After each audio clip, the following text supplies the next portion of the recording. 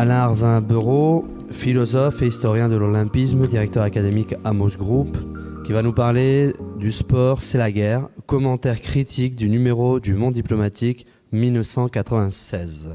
Pardon, je change. Voilà. Bonsoir à toutes et à tous. En fait, oui, l'invitation avait été faite par Jean-Paul Pialet d'avoir une lecture critique d'un numéro édité par Le Monde avec sa revue Manière de voir, qui remonte à 25 ans, en 1996, dont je vais dire deux mots, mais je vous présente tout de suite, moi, quel est mon argumentaire de cet après-midi, en fin de journée. Moi, je vais vous inviter à rentrer dans l'olympisme contemporain, après avoir regardé les rapports des Jeux Olympiques, puisque je me centre sur les Jeux Olympiques uniquement, les rapports des Jeux Olympiques avec la guerre.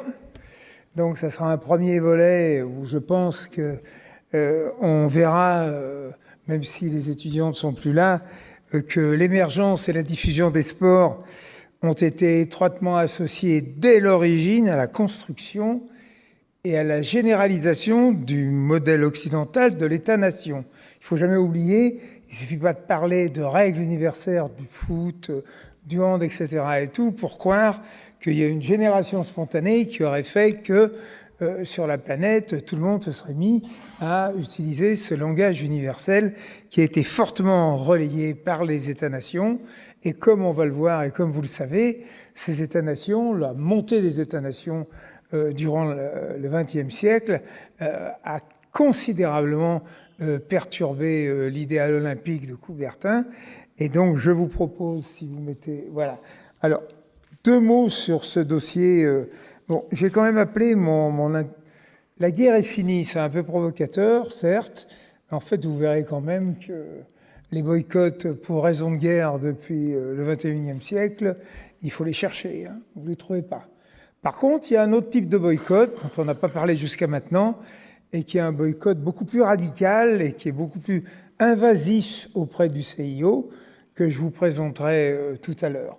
Donc en 1996, c'est une année un peu mythique parce que c'est l'apogée du sport business, alors que c'était l'année du centenaire des Jeux d'Athènes, qui n'a pas eu les Jeux, que le CIO a donné à Atlanta, alors que Athènes les avait demandés, bien évidemment, mais compte tenu des moyens d'Athènes, avait demandé une aide du CIO, ce qui était effectivement totalement banni à l'époque, compte tenu de la richesse et de l'impact médiatique des Jeux. Ça a changé depuis. On verra après dans ce qu'est devenu aujourd'hui la candidature olympique pour le CIO. Donc en 96, vous avez un panel de chercheurs tout à fait remarquable qui utilisent en fait la métaphore de la guerre pour montrer que le sport, c'est de la guerre dans le sens où c'est de la performance à tout prix, donc d'où la corruption, d'où le dopage, d'où la violence. Bon, autant de phénomènes dont on peut dire qu'ils n'ont pas véritablement disparu, le moins qu'on puisse dire, de l'univers olympique et sportif, mais qui jouent pas du tout le même rôle, qui jouent plus du tout le même rôle. Et c'est ce que je vais essayer de montrer, donc, avec derrière la slide, s'il vous plaît. Voilà. Non, après. Voilà. En fait, ils sont partis, les étudiants, ils n'ont pas connu ce monde d'avant, mais tous ceux qui sont là cet après-midi l'ont connu. Ce qu'il faut bien mesurer, c'est qu'au-delà des discours et des projets évidemment passionnants et assez utopiques des Jeux Olympiques, qui perdurent fort heureusement, la réalité des 25 éditions qui ont eu lieu de 1896, j'ai mis à 1988 pour faire à peu près le siècle, parce qu'après, on va avoir très peu de boycotts. On va plus avoir de boycotts. Il faut se poser la question, pourquoi on n'a plus de boycotts? Par contre, là, je vous ai mis plus de 60% des éditions ont été boycottées. Non, il faut bien... Ça, ce sont des faits. Je ne raconte pas une histoire. Ce sont des faits qui attestent effectivement que la bataille pour avoir des Jeux Olympiques qui développent la paix, la fraternité, etc., et tout ce que vous savez, a été une bataille qui a été principalement menée par deux acteurs, donc bien sûr le mouvement olympique qui n'avait que très peu d'indépendance et qui va trouver son indépendance en 96. Comment? Avec les recettes du privé, puisqu'on posait la question ce matin, tout à l'heure, de le professionnalisme qui arrive en 1980. Mais le professionnalisme arrive en 1980, les amis, aux Jeux Olympiques pour une raison basique. C'est que si Samaranch ne fait pas rentrer les athlètes professionnels dans les Jeux Olympiques où l'athlétisme est le sport phare, il est doublé par Primo Nebbiolo, le président de la Fédération internationale d'athlétisme, qui lui a déjà intégré les professionnels. Et le coup, sinon de génie, mais enfin le coup politique particulièrement réussi de Samaranch, c'est de faire rentrer les professionnels, qu'il faut dédiaboliser à tout prix, et d'utiliser donc les nouvelles ressources qui vont être considérables avec les droits TV pour créer un département qui s'appelle la solidarité olympique, qu'on est bien content, y compris en France, d'avoir, puisque c'est principalement avec ces nouvelles ressources que le CIO finance à peu près tous les CNO dans le monde, évidemment selon l'état de l'économie. Donc, dès le début, les Jeux Olympiques sont boycottés. Turquie, c'est en 1896. Pourquoi? Parce qu'il y a un État-nation, la Grèce, qui a retrouvé son indépendance. Après, en 1908, vous avez la Finlande, qui n'est plus dans l'Empire russe et qui participe aux Jeux. Et vous avez après, en 1916, l'Allemagne, puisque c'est Berlin qui devait organiser les Jeux en 1916. Et puis après, vous avez toute une kyrielle de boycotts, quasiment à toutes les éditions, pas toutes, avec un point d'orgue, évidemment, sur 36, comme il a été dit tout à l'heure. Parce que sur 36, le paradoxe, avec le recul du temps, et en restant modeste par rapport aux générations qui nous ont précédés, le paradoxe incroyable, c'est qu'elle n'a pas été boycottée, quoi. C'est l'édition qui n'a pas été boycottée, quoi. C'est phénoménal, quoi. Quand on voit le désastre politique, humain, etc. Les Américains étaient pas loin de le boycotter, et l'arrivée d'Avery Brundage, il a poussé, lui, pour participer aux Jeux de Berlin, et on va le récupérer comme président du CIO au lendemain de la guerre, président du CIO particulièrement réactionnaire et fermé sur les évolutions. Et en 1936, il y a un mouvement qui s'organise à partir des syndicats de travailleurs en France et aux États-Unis, parce qu'aux États-Unis, ils sont très actifs, mobilisés contre les Jeux du nazisme, et est prévu d'organiser l'Olympiade de la paix le 19 juillet 1936 à Barcelone, et elle n'aura jamais lieu, puisque le matin, le général Franco, avec son armée, déclenche la guerre civile vis-à-vis du gouvernement républicain qui était au pouvoir et qui explique en partie les raisons de l'attribution par le CIO aux Jeux de Berlin en 1936, parce que le CIO, qui n'était pas l'Assemblée émanant du mouvement ouvrier, comme il a été évoqué tout à l'heure, a été assez impressionné par les manifestations de travailleurs, enfin, cette activité, cette vitalité de la démocratie. Et alors que Barcelone était une ville prestigieuse plusieurs années avant 1936, ils ont donné les Jeux à Berlin. Donc, je ne veux pas tous les passer, mais sachez qu'en 1940, les Jeux n'ont pas eu lieu, vous allez me dire. Oui, mais qui avait les Jeux? C'était le Japon. Et le Japon, en 1938, a décidé de ne pas accueillir les Jeux pour consacrer l'essentiel de ses finances à l'organisation de la guerre.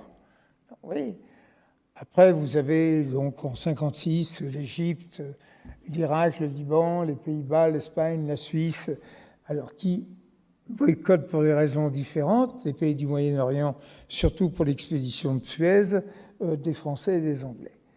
Donc, vous connaissez après les nations africaines qui ont boycotté l'édition de Montréal, bien évidemment, USA et URSS en 80 et 84, et qui se sont renvoyés à balle, voilà. Et donc les derniers jeux qui ont été boycottés, ce sont les Jeux de 84. Après, il n'y a plus de boycott. Et les seuls Jeux qui ont été une fois boycottés, c'est par la Chine. Donc, j'ai indiqué ça, c'est pour avoir une vision sur l'histoire et la bascule. Alors vous allez me dire, oui, c'est facile de parler de bascule. Bah, écoutez, quand on regarde l'histoire, il faut bien mesurer les événements qui traversent nos sociétés, et non seulement les États, mais les populations. Donc après, si vous voulez bien mettre la slide. Donc après la crise qui est l'assomption un peu de la guerre froide et qui va s'effondrer après avec le mur de Berlin, où effectivement on peut dire mais il n'y a plus de blocs qui s'opposent. En fait, on va avoir un mouvement qui se dessine en profondeur et sur lequel on parle rarement, hein, c'est un peu dommage, mais fort heureusement le CIO, lui, il l'a vu. Hein, et le mouvement, il s'en inquiète profondément. Hein. Et bien évidemment, il ne fait pas des conférences autour de ça. Mais regardez, au début du XXIe siècle, c'est à peu près une dizaine de villes qui candidatent pour chaque édition. Et il y en arrive 5-6 au final, à la finale. Bon. Et depuis les années 2010, on voit qu'il n'y a plus que 2 villes ou 3 villes qui candidatent pour les Jeux. Ce qui fait penser, c'est pour ça que j'ai mis à l'Olympie moderne de Coubertin, qui avait vu qu'effectivement, il avait une menace des États sur l'indépendance du CIO pour sélectionner les villes. Donc, on n'a plus de boycott d'État, mais on a des boycotts d'opinion publique. Et ça, il faut le regarder en face, c'est la réalité. Et les villes que je vous ai indiquées là, ce sont des villes qui sont proches de la culture olympique. Certaines l'entretiennent même très, très ardemment, que ce soit en Suisse, que ce soit en Norvège, que ce soit en Italie et autres. Bien, Hambourg, qui n'était pas candidat, quand Thomas Bach a été élu l'Allemand, Thomas Bach, voyant ce phénomène de reflux des candidatures, a demandé à Hambourg de participer, candidature refusée par l'opinion publique. Innsbruck, qui avait accueilli les Jeux en 64 et en 76 pour remplacer Denver, qui s'était désisté, et c'était prémonitoire, à Denver, c'est le courant écologiste en 76 qui a fait capoter les Jeux aux États-Unis. Donc, Innsbruck, quand ils veulent candidater aux Jeux Olympiques, la population refuse, mais elle accepte pour les Jeux Olympiques de la jeunesse, les premiers Jeux Olympiques d'hiver de la jeunesse qui auront lieu en 2012 en Autriche. Et on a de plus en plus, ou plutôt de moins en moins de candidatures qui arrivent au CIO, et de candidatures européennes, américaines. Sauf, il faut aller, Pékin a les Jeux d'hiver face à Almaty au Kazakhstan. Hein. Pas d'autres candidatures en Europe, ni aux États-Unis. Le CIO a même été contraint, parce il y a eu 2 époques où c'est arrivé. En 80, où il a attribué les Jeux, compte tenu de la guerre froide, à Moscou 81 en même temps et à Los Angeles 84. Et la seconde fois, c'est l'époque dans laquelle nous sommes immergés, à savoir 2024 Paris et 2028 Los Angeles, alors que les 2 villes étaient candidates pour 2024, mais qui voyaient bien qu'ils n'avaient pas de ville candidate pour 2028. Donc la durabilité des Jeux est mise en cause, mais pas uniquement par les aspects de gigantisme. Ils jouent, les dérives financières jouent. Mais regardez le cahier des charges des CIO aujourd'hui, ils n'imposent plus un cahier des charges aux villes candidates. Ils partent des capacités de la ville pour que la candidature soit construite autour de ce qui existe. Paris, c'est le plus beau cas, puisqu'à Paris, on a très très peu d'équipements sportifs qui vont être réalisés, à part un stade nautique, je crois. Tout le reste, ce sont des équipements sportifs, soit qui existent, soit des équipements publics qui sont accessibles. Voilà, on peut passer à la dernière dia. Et comme l'a dit tout à l'heure Laurence Fischer en répondant à une question sur la devise olympique qui est née il y a quelques le père de la devise olympique est né à quelques encablures de Lyon, donc au Touvet, c'est le père dominicain Henri Dizon qui a lancé cette devise le 7 mars 1891 lors de la première rencontre sportive entre des élèves de l'enseignement catholique et des élèves de l'enseignement public, avec la présence de Coubertin, son ami. Donc, Situs, Altus, Fortus, aujourd'hui, est quand même mis en retrait parce qu'elle cultive exclusivement la performance et le CIO a développé amitié, respect, excellence. Et le CIO développe la notion d'héritage, héritage matériel et héritage immatériel.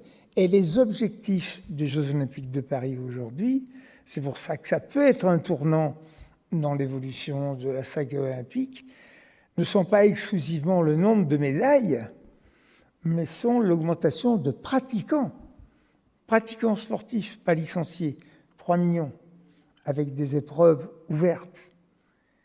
Et ces objectifs qui tournent aussi autour de la protection de la planète sont des objectifs qui mettent effectivement plus en avant la coopération comme foyer de la compétition que la seule compétition binaire qui a été utilisée pendant des décennies par les États et sur lesquels l'opinion publique mondiale aujourd'hui a de plus en plus de réserves pour faire des jeux qui soient des jeux où la cible privilégiée, c'est le cas de Paris. Les jeux, c'est pour changer les vies. Voilà, je vous remercie.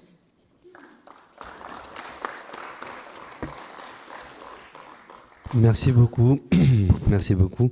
Alors, est-ce que nous avons quelques minutes peut-être pour une ou deux questions. Est-ce qu'il y aurait des questions dans la salle, s'il vous plaît? Oui. Bonjour. Bonjour, Jacob Combeck. Merci pour cette intervention très intéressante qui me semble couvrir en fait deux questions différentes et assez distinctes. D'abord, la question des boycotts et deuxièmement, la question de la diminution de l'intérêt pour candidater dans les 10 ou 15 dernières années. D'abord, sur la question des boycotts, quelle est votre impression par rapport à l'efficacité de ces boycotts? Nous savons que l'Afrique du Sud a assez bien su s'adapter aux boycotts commerciaux et industriels en développant des industries nationales, certes moins performantes que celles des autres pays, mais elle a survécu économiquement, malgré les boycotts économiques. Est-ce que les boycotts sportifs, est-ce qu'on peut les considérer comme ayant été un succès plus important? Deuxièmement, par rapport à Hambourg, le référendum à Hambourg, etc., on comprend très bien pourquoi il n'y a pas eu de référendum à Paris, étant donné que, avec la... Disons... Ça, oui, on le comprend bien. J'ose pas le dire à haute voix, mais déjà, si les Hambourgeois... faut le dire. Ils avaient l'opportunité de se prononcer, ils l'ont fait. Voilà. C'était à Berlin, en 2013, que les ministres du sport des États membres de l'UNESCO se sont réunis, c'était la conférence MINEPS, et ils ont adopté une résolution pour exprimer leur mécontentement par rapport au cahier de charge du CIO et de la FIFA. Et puis, depuis, rien ne s'est passé dans la mesure où ils ont continué. S'ils sont investis en tant que candidats, ils l'ont fait toujours en acceptant cette logique de la vente aux enchères. Ne serait-ce pas le moment pour les gouvernements pour se réunir avec une demande de revoir en bas les attentes dans les cahiers de charges? Oui, alors pour le CIO, il y a une évolution notable hein, depuis l'agenda 2021. Il y a une très très grosse évolution qui a été faite parce qu'en fait, la question du CIO... c'est un peu trivial ce que je vais vous dire, mais elle est tout sauf financière, quoi. Enfin, il faut quand même que vous sachiez que aujourd'hui, le CIO a quand même dans ses caisses de quoi encaisser l'annulation complète de 2 éditions olympiques. Hein, Donc, c'est pas... Le souci n'est pas là. Le souci, il est effectivement dans l'adhésion. Je ne vous ai pas parlé des sondages à la télévision, des tranches d'âge qui regardent les Jeux Olympiques, c'est entre 38 et 45 ans, majoritaire. Donc les jeunes échappent. C'est la raison pour laquelle vous avez été témoin depuis 20 ans, dès qu'il y a un sport nouveau qui sort de glisse, etc. et tout, le CIO se précipite dessus pour le mettre. Parce que c'est une clientèle jeunesse. L'escalade, c'est typique. L'escalade a demandé du bout des doigts, du bout des lèvres, je dirais, d'être admise aux Jeux Olympiques. C'est un de mes étudiants qui est le directeur de la Fédération d'escalade, qui est un Savoyard d'ailleurs, et qui a fait le dossier, il m'a raconté. Et le premier dossier qu'ils ont fait, le CIO leur a dit, en l'état actuel, hors de question que vous veniez. Pourquoi ? Parce qu'il y a des compétitions, on ne sait pas s'il va y avoir un vainqueur, etc. et tout. Illisible. Pas médiatique. De la même manière que ça m'arrange, j'avais dit à la Fédération de tir à l'arc, vous revoyez votre process, autrement on vous sort des jeux. Moi j'ai vu le tir à l'arc aux Jeux de Londres en 2012, c'était très spectaculaire, la musique, l'écran géant, enfin etc. et tout. Donc le CIO est très très vigilant sur, de la même manière qu'avec les tentatives de faire un anti-CIO avec le groupe Accor, vous connaissez, qui sont tous les sports non olympiques. Par contre, la FIFA, puisque vous avez évoqué la FIFA, elle en est loin, puisqu'elle parle de faire une Coupe du Monde tous les 2 ans maintenant. Alors, voilà, allez-y. Oui, je partage tout à fait votre point de vue. Je suis le papa de 3 jeunes de la génération Z qui sont assez différents de la génération milléniale. Et je pense aussi qu'on est à la fin d'une bulle, une bulle qui a commencé vers 1980. Et c'est la fin d'une bulle. Mais dans ces conditions-là, ne serait-ce pas le moment aussi de revoir cette idée que les autorités publiques au sein du comité organisateur local reprennent la responsabilité illimitée pour les pertes. Il y a une seule occasion à laquelle les autorités publiques n'ont pas voulu le faire, et c'était Los Angeles. Et ne serait-ce pas le moment de dire à l'avenir, oui, on veut bien signer, mais pas à ces conditions-là? Oui, c'est la tendance. Vous voyez déjà, donc Paris innove un peu, enfin, les Jeux n'ont pas eu lieu, donc, mais Paris innove déjà un peu avec l'opération, le label Terre des Jeux, quoi, qui est l'idée que c'est pas Paris qui organise les Jeux, mais c'est la France. Donc il y a déjà aujourd'hui plus de 1000 collectivités qui ont souscrites au label Terre des Jeux, y compris dans le Rhône, bien évidemment, de manière à trouver des événements, des occasions pour associer la population et bien évidemment valoriser les clubs locaux. Mais pour rejoindre ce que dit notre ami, moi personnellement je pense, et j'en ai parlé avec un boss de l'olympisme, enfin champion de boss, Edgar Gros-Piron, un athlète hors norme et une personnalité équivalente qui fait des conférences sur le management assez exceptionnelles. Pourquoi pas organiser en même temps dans les autres villes des compétitions populaires? Et pas uniquement, évidemment, il y aura les grandes compétitions à Paris, à Marseille pour la voile, etc. et tout, mais de mobiliser, parce que le but des 3 millions de pratiquants, je suis désolé de vous dire, et je vous conseille vivement la lecture d'un livre comme le fait notre ami Jean-Paul Khaled, le livre de Jean-Loup Chaplet. Jean-Loup Chaplet, qui est un chercheur suisse, qui est très proche du CIO. Il n'y a pas photo, il est très très proche du CIO. C'est pas la voix de son maître du tout. Il a sorti il y a 3 ans un ouvrage, mais si vous êtes vraiment intéressé par les Jeux Olympiques, lisez Jeux Olympiques, ravivez la flamme. Mais lisez cet ouvrage. Parce que cet ouvrage vous donne une vue complètement synoptique, non seulement des évolutions sociales, culturelles et tout, mais des évolutions financières, de la gouvernance du CIO, qui est passé d'une association, enfin un type club avec Coubertin, maintenant à type gestion en réseau, famille olympique, puisque la famille olympique, c'est pas qu'un nom lancé comme ça à la fin d'un repas, c'est un concept. Donc, effectivement, il y a nécessité absolue. Et ce que je voulais vous dire, qui va certainement vous surprendre, c'est que de toutes les éditions olympiques, été comme hiver, de toutes les éditions olympiques, il n'y a pas eu d'impact sur le nombre de licenciés. Mis à part, évidemment, à la rentrée derrière le judoka, derrière le handball, etc. Et tout. Il y a 293 études qui ont été menées par un chercheur américain qui s'appelle Mike Weed, enfin qui s'est appuyé sur 293 études. Il n'y a jamais d'impact sur l'augmentation des licenciés. Jamais. Et là, les 3 millions dont je vous parle, ce n'est pas 3 millions de licenciés. Parce que alors ça, ce serait... je ne pense pas qu'il y ait même un dirigeant fédéral qui imagine qu'après les Jeux, on peut avoir... Non, l'idée, c'est 3 millions de pratiquants parce que le thème sportif aujourd'hui dominant, que vous le vouliez ou non, c'est la pratique tout au long de la vie, c'est la pratique libre, c'est le ratio donné par le baromètre du ministère des Jeux, Jeunesse et des Sports sur les pratiques, c'est 70-30. 70 qui font du sport sans licence et 30 qui font avec licence. Et le mot sport lui-même, alors pour le mouvement sportif c'est un peu fort de café, quoi, parce que lui il sait ce que ça veut dire le sport, c'est la compétition, le club, etc. Et tout. Le mot sport lui-même désigne aujourd'hui, ça paraît une lapalissade, ce que les gens disent qu'ils font comme sport. C'est-à-dire que c'est l'individu qui définit. Et c'est pour ça que j'ai tendance à dire le sport aujourd'hui est une personne. Le sport est une personne.